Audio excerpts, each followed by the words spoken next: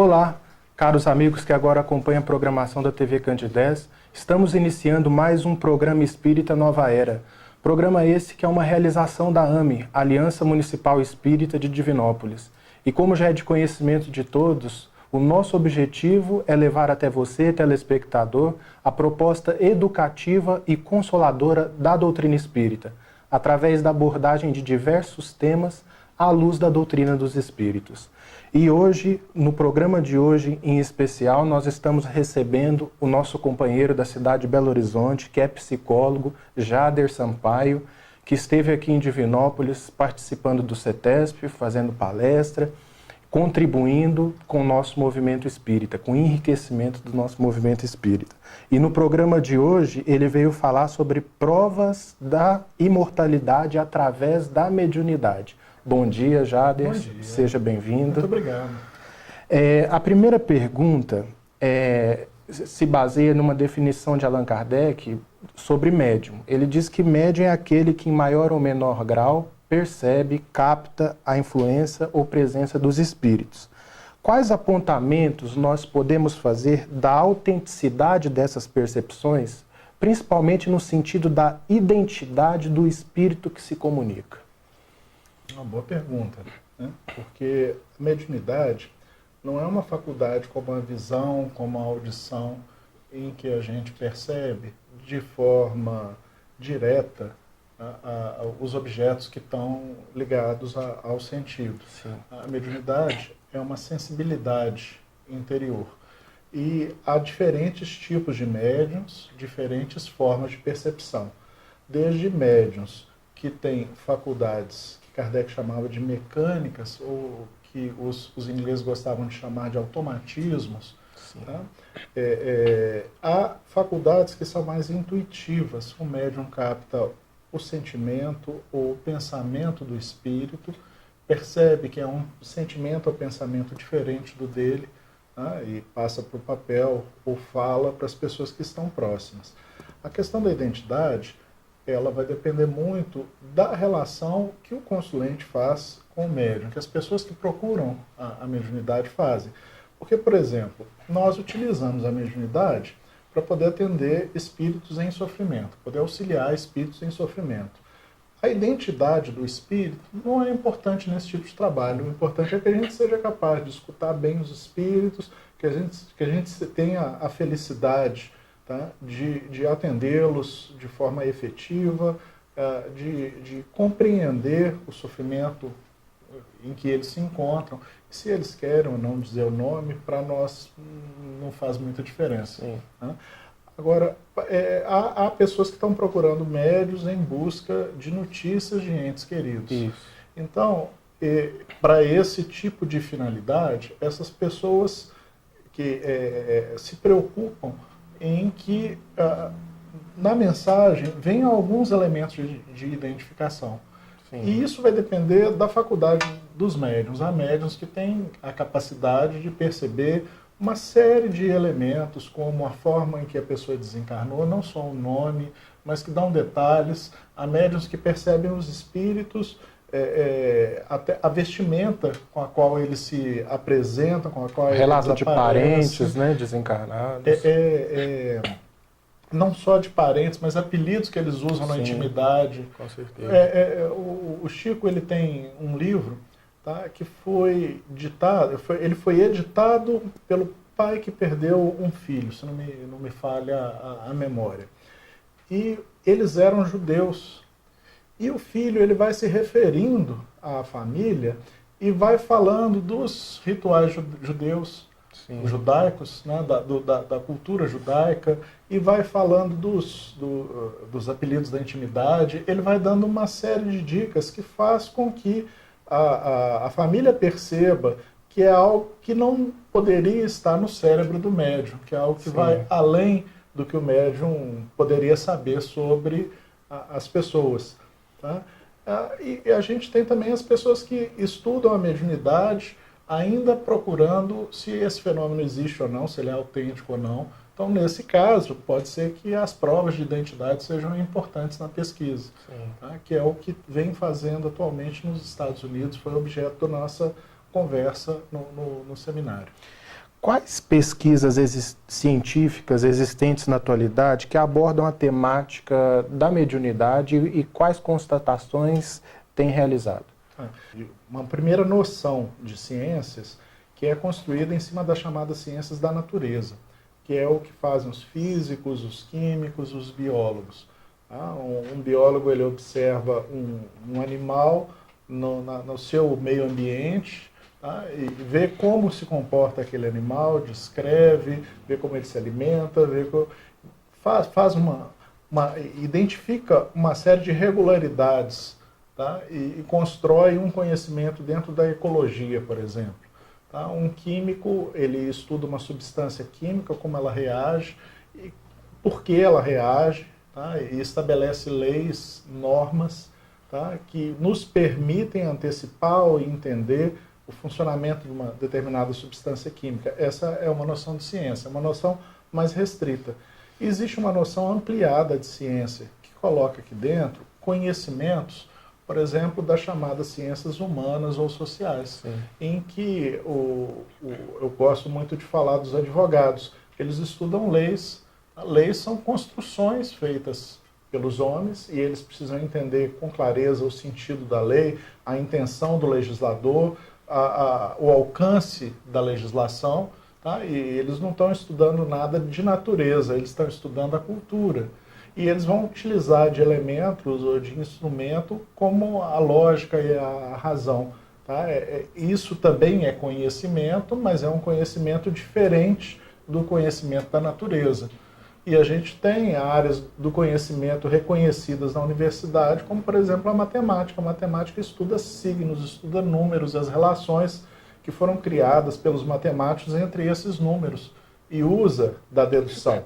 Então, se a gente pegar a noção ampliada de mediunidade, a mediunidade tem sido discutida, tem sido estudada, tem sido investigada há muitos e muitos anos.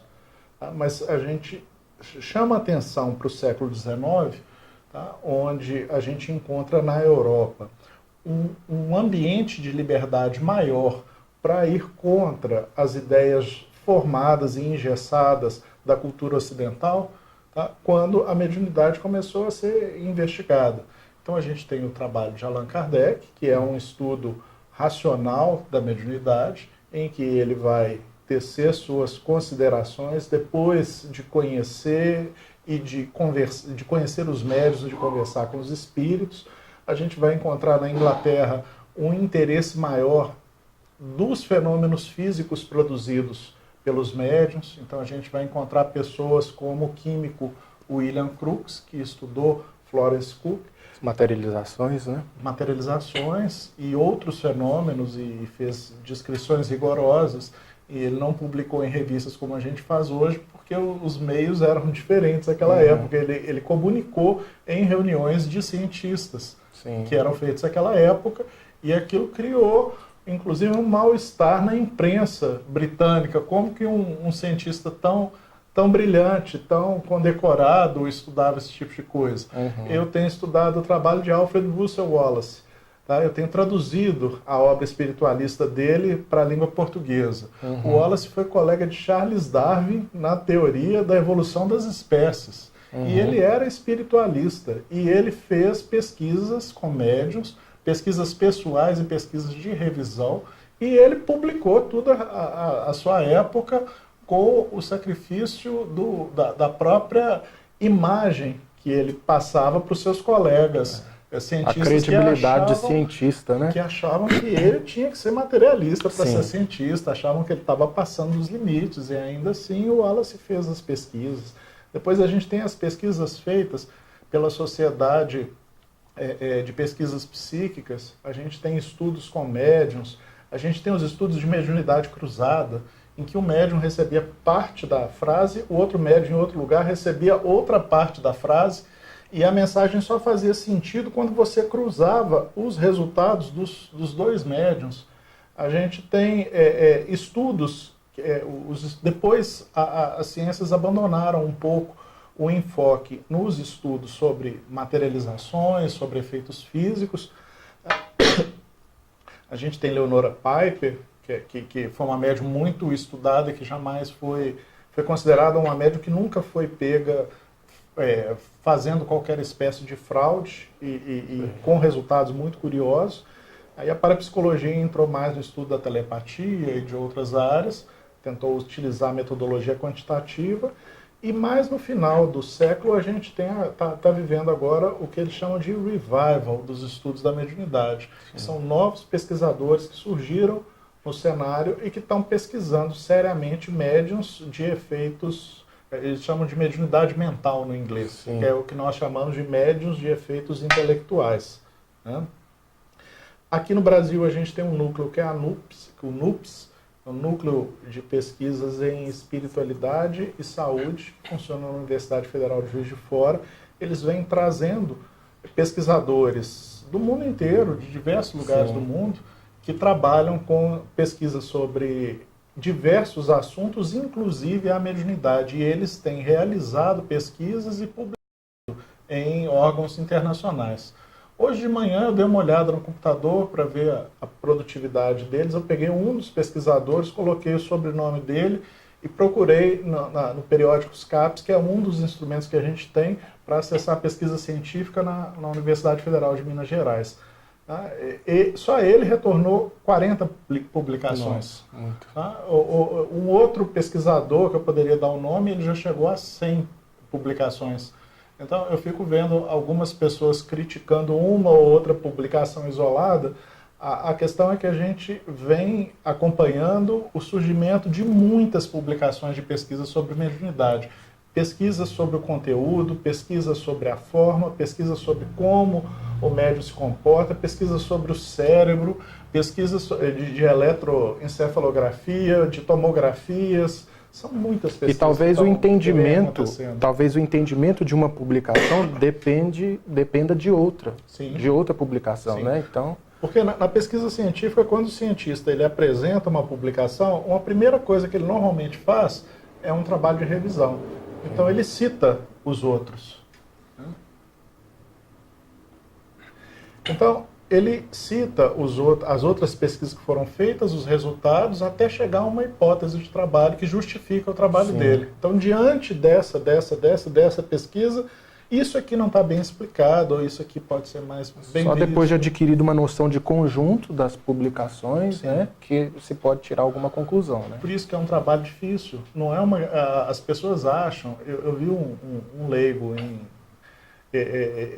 uma pessoa com formação acadêmica, tá? Mas sem conhecimentos espíritas, questionando por que os espíritas não convencem os céticos. Sim. A pergunta dele para nós, por exemplo, para a área da administração da economia, é mais ou menos assim: bom, se a economia é uma ciência, então por que os marxistas não convencem os liberais? Tá? Eles partem de pressupostos diferentes e os dois são aceitos no diálogo daquilo que é chamado de economia. Tá? São interesses diferentes. Né? E são perspectivas de visão sobre o fenômeno econômico que partem de pressupostos diferentes. Então você pega um cético de carteirinha que está convencido que não interessa o que eu venha a mostrar de evidência sobre a mediunidade. Tudo é falso. Não tem diálogo com esse tipo de pessoa. Ele não está interessado em acompanhar e formar uma opinião. Que esse é o ceticismo, vamos dizer assim, saudável. Tá? Diante de um resultado de pesquisa que me chega, eu pergunto: será que é isso mesmo? E à medida em que eu vou vendo outros resultados que são congruentes, eu falo: não, é isso mesmo. Mudo minha opinião. E interessante que nem todos os pesquisadores que você citou, inclusive eu coloco aí nesse meio Ernesto Bozano, Alexandre Aksakov, nem todos os pesquisadores que acompanharam o trabalho desses pesquisadores que se entregaram para a proposta espiritualista, vamos dizer assim, entre aspas, se converteram, mesmo acompanhando determinados fenômenos. Uma coisa que eu andei estudando é que, à medida em que eu fui olhando os pesquisadores do século XIX, minha área de formação original é psicologia. Eu comecei a encontrar nomes de psicólogos muito famosos. E psicólogos que nunca entraram para os estudos de história da psicologia como sendo psicólogos que estudaram o fenômeno espiritual. E a grande maioria deles, quer concordasse, quer no final não aceitasse, estudavam os fenômenos espirituais no final do século XIX. Tá? Recentemente eu assisti uma defesa de tese sobre William James. Recentemente eu assisti uma defesa de tese sobre um psicólogo chamado William James. Na UFMG eu já tinha visto um pesquisador dizer que ele era responsável pela retirada do conceito de mente da psicologia, porque ele só conhecia o lado funcionalista do James. Quando a gente foi ler, o James é fundador da Sociedade Americana de Pesquisa Psíquica, ele estudou médiuns, ele tinha uma grande produção ligada à questão da mediunidade, tá? E o estudioso brasileiro estava resgatando essa trajetória do James, que é pouco conhecida hoje na psicologia. Às vezes a pessoa é até injustiçada a personalidade, né, Sim. ao longo da história. Wundt, que é considerado fundador da psicologia experimental, estudou fenômenos mediúnicos. Eu posso falar muitos psicólogos famosos aqui, tá, da história da psicologia que estudaram fenômenos mediúnicos. Hoje a gente teve a oportunidade de falar do Jung, que o primeiro trabalho dele foi como uma médium. Ele não foi favorável à tese da mediunidade, mas ele estudou o fenômeno. Sim. Tiveram abertura, porque às vezes o cientista não tem essa abertura por preconceitos, por preconceitos que, na verdade, fazem com que eles recuem à investigação de determinados fenômenos. E alguns que são mais honestos mudam de opinião. Jung, o último trabalho da vida dele, ele começa a falar, olha, minha teoria explicou uma série de coisas que são todas psicológicas. Mas ele começou a falar, mas não explicou uma série de outras coisas. Ele não explicou como que ele tinha dormido e sonhado que tinha ido à casa do vizinho e que o vizinho que havia sido morto tinha lhe apontado um livro. E aí no outro dia ele vai, todo sem graça, pedir a vizinha para poder entrar na casa deles, que ele nunca tinha entrado, e ele explicou, olha, eu sonhei com seu marido me apontou um livro. E o livro falava sobre a vida após a morte. Ele chegou à biblioteca que ele viu nos sonhos, era a biblioteca que lá estava, e o livro não tinha nenhum conteúdo específico, mas falava sobre a vida após a morte. Ele falava assim, olha, isso eu não consigo explicar com arquétipos. Jader, inegavelmente, Chico Xavier é uma grande referência no campo da mediunidade. Inúmeros fenômenos na trajetória desse grande missionário foram registrados pela história. Psicografia simultânea com as duas mãos, algumas curas, até materializações que depois foram repreendidas por Emmanuel, depois de algumas experiências. Aí eu te pergunto, até que ponto o fenômeno ainda continua sendo importante ante a urgência da educação do espírito? Olha, a gente tem que pensar no seguinte, são duas coisas diferentes e duas coisas extremamente importantes. Tá? Uma coisa somos nós, pessoas, pensando como viver melhor no mundo, como viver melhor, tá? Pensando como a gente deve educar os nossos filhos, que sociedade a gente deseja construir para nós. Sim. Essas são todas questões que tangenciam a educação. Outra coisa é o fenômeno mediúnico. O fenômeno continua sendo importante estudar o fenômeno, porque existe uma faculdade chamada mediunidade. Essa faculdade ela é proposta e defendida por muitas pessoas, mas ela ainda não é aceita por todas as pessoas do mundo, há pessoas que questionam a existência da mediunidade, e os estudos do fenômeno, se feitos por pessoas com formação capazes de dialogar com o meio acadêmico, tá, vai trazer novas luzes e vai trazer para nós, que conhecemos um pouco sobre mediunidade, mais conhecimento sobre como a mediunidade funciona.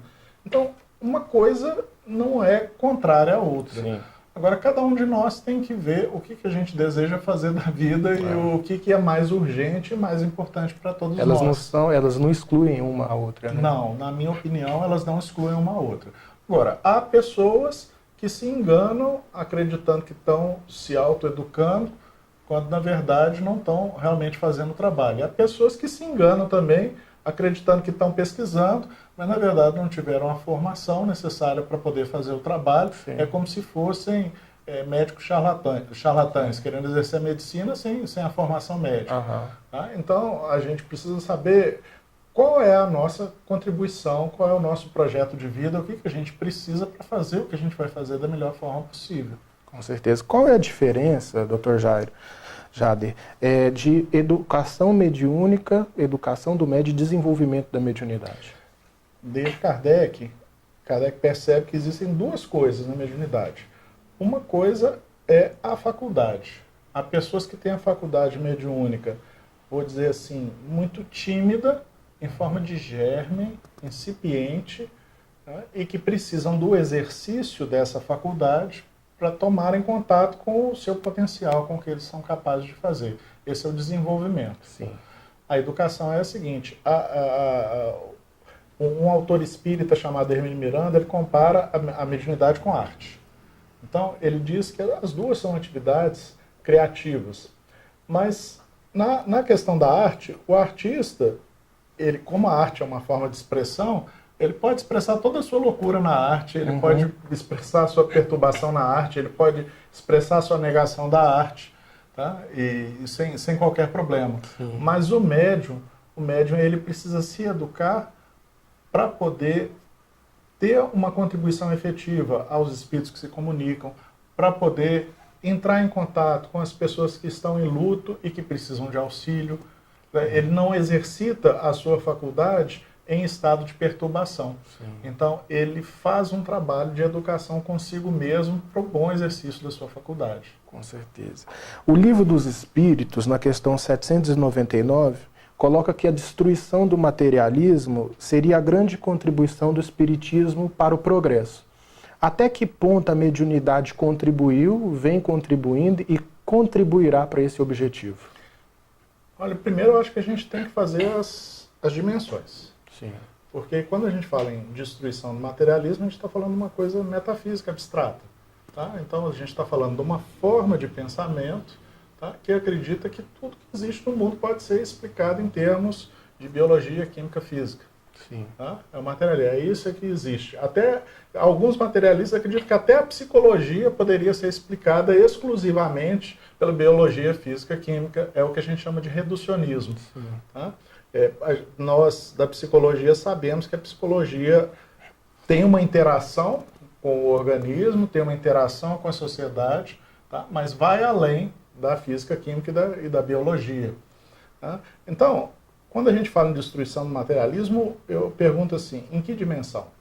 Porque quando o Espiritismo mostra uma série de evidências que vão contra essa forma reducionista de enxergar a vida, o Espiritismo pode destruir o materialismo na mente do amigo que está filmando a gente aqui agora. Sim. Tá? Ele deixa de ser materialista e aceita uma perspectiva. É uma forma de destruição do materialismo. Ele deixa de pensar o mundo dentro dos estreitos cânones de uma pessoa.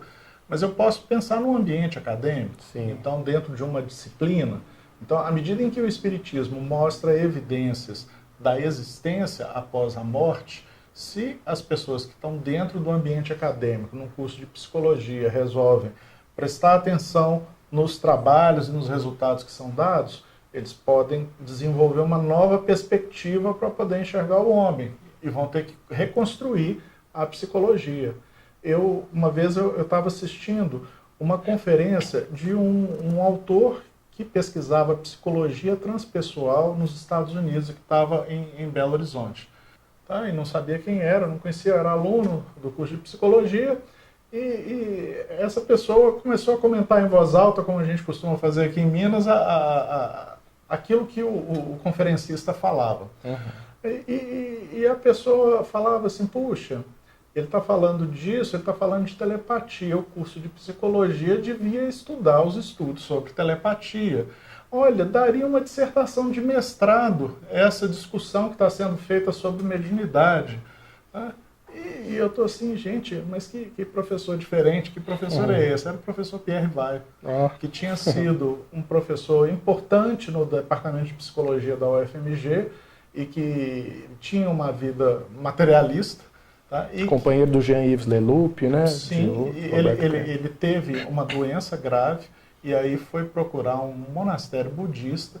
Ele teve uma experiência pessoal em que ele se viu como algo mais do que um organismo e ele voltou entusiasmado e construiu a Universidade da Paz no Brasil e desenvolveu uma série de estudos novos dentro da psicologia.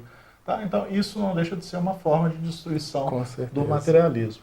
E a gente tem uma dimensão social. Quando a sociedade toda concordar que a vida não termina com a morte, tá? Como a gente vai passar a viver e como a gente vai escolher as regras que regem a sociedade, as relações, como que a gente vai repensar as relações entre as pessoas. Tudo isso aí está ligado à ideia de destruição do materialismo que Kardec fala. Jader Sampaio, nós te agradecemos a colaboração, os esclarecimentos.